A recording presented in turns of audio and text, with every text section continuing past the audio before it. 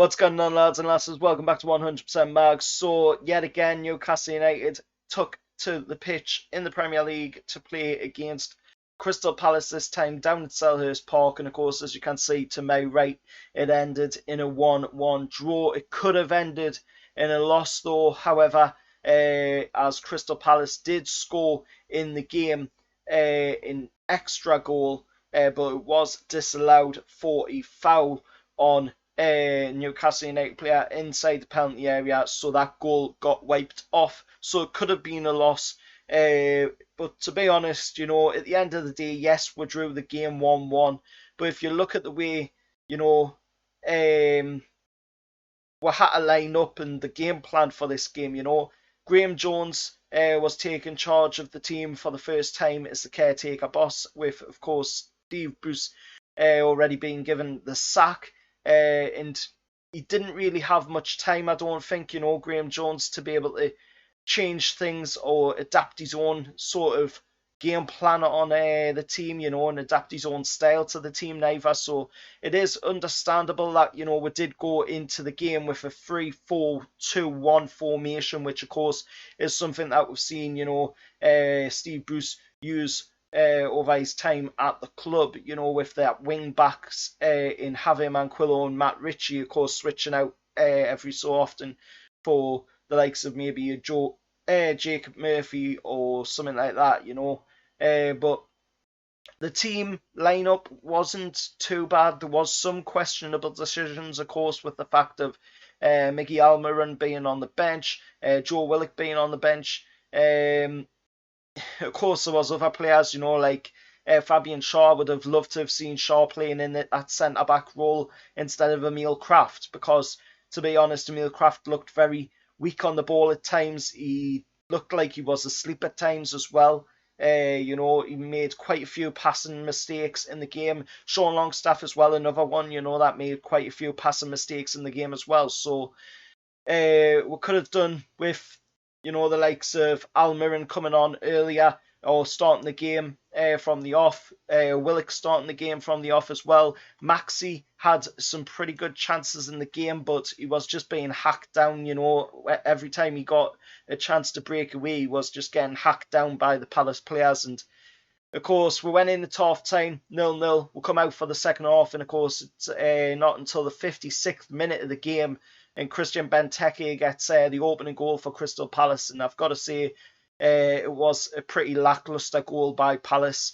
It was a bit of a mush in the box, to be honest, of a goal. There wasn't really much chance for Caldolo to really stop it from going in, to be honest. But that put we 1-0 down. Then, of course, we got the chance of seeing Newcastle get back into the game, and this time it was, of course, an overhead kick by none other than Callum Wilson, who has now scored 6 times in his last 6 Premier League appearances. So he's on good form at the minute, and if he can continue that form, that would be absolutely amazing, because we definitely need some good form up top, because we are in a pretty bad area at the minute. We've got 29 games left to play in the Premier League this season. I know it sounds like a lot, but when you look at the fact of the games that we've got ahead, there's some pretty tough ones in there. If we look at the Premier League table, we currently sit with 4 points in 19th place, still yet to get a win once again, with we're of course picking up the draw against Palace. And that puts Leeds at 17th place with 7 points. So there's starting to form a gap between 17th and 18th. You can see the gap starting to form, and if we don't start picking up a win soon and start getting wins on the board soon, then that gap is going to start getting wider and wider and wider, and that is not what we want. That is not what we want to see. We do not want to see that gap getting wider. We want to see that gap getting a lot more closer, and of course, hopefully, we're overpassing that mark and going above and out of the relegation zone, because we do not want to abide, or we do not want, to be the laughingstock of the Premier League and having these brand new owners coming in with loads of money, and then of course the obvious, horrible thing that everybody's been wishing against is we're going down. We do not want that to happen, and I can't see it happening. But we need to get a win on the board, and we need to start getting wins on the board as well to make sure that that does not happen.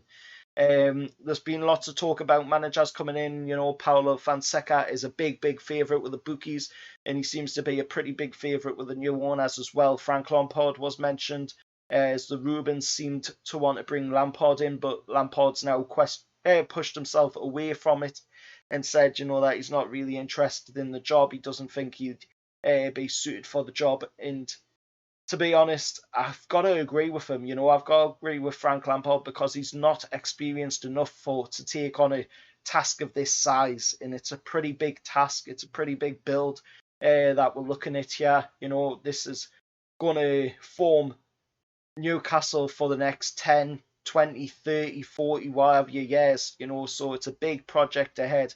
It doesn't necessarily mean, you know, that Paulo Fonseca is going to be in for that long.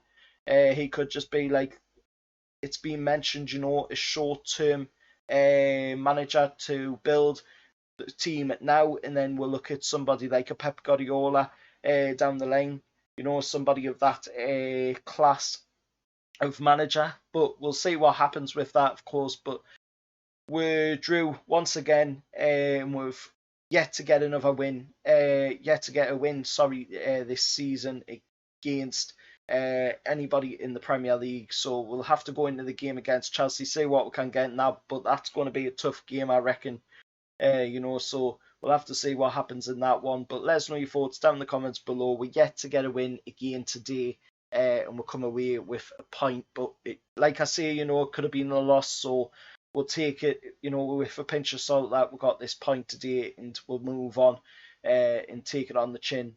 And, you know, that's all we can do at the end of the day, because we're in a transition phase at the moment, you know, and that's something that we've got to live with at this moment in time, because of course, the previous owner being so lackluster and so horrible towards we, you know, and so horrible towards the club, that he's put the club in such a state that now, you know, it's going to take a while to rebuild. But we'll see what happens.